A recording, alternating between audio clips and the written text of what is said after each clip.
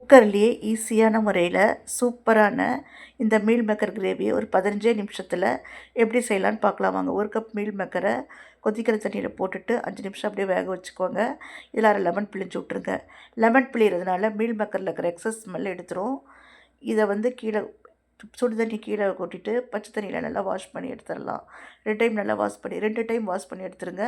2 teaspoon எண்ணெய், 2 துண்டு பட்டை, 3 கிராம்பு, ஒரு ஏலக்காய், ஒரு அன்னாசிப்பூ,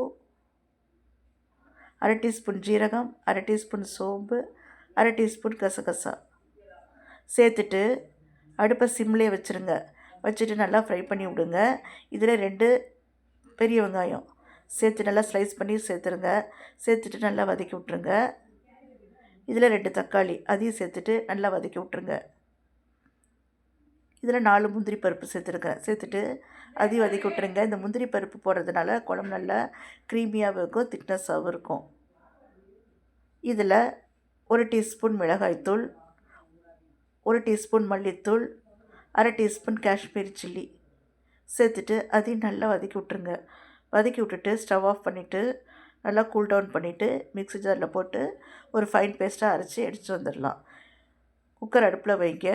2 டேபிள் ஸ்பூன் எண்ணெய், அரை வெங்காயத்தை கட் பண்ணி சேர்த்துருங்க.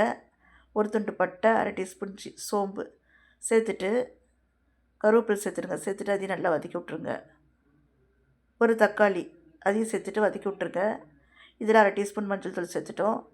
1 டீஸ்பூன் இஞ்சி பூண்டு பேஸ்ட்டு சேர்த்துட்டு அதையும் நல்லா வதக்கி விடுங்க.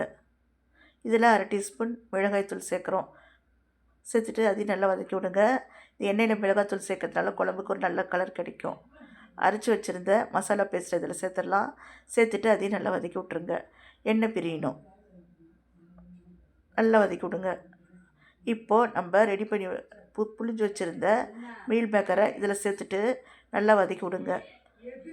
அடுப்பை மீடியமில் வச்சு நல்லா வதக்கி விடுங்க. 1 கப் தண்ணியை ஊற்றிட்டு நல்லா வதக்கி விட்டுட்டு இதுக்கு தேவையான உப்பு 1.5 ஸ்பூன் டு 2 ஸ்பூன் உப்பு சேர்த்துட்டு நல்லா கலந்து விட்டுட்டு அடுப்பை மீடியம் டு லோ ஃப்ளேமில் வச்சு 3 விசில் விடுங்க. விட்டுட்டு ப்ரெஷர் போடுறதையும் ஓப்பன் பண்ணுங்கள்.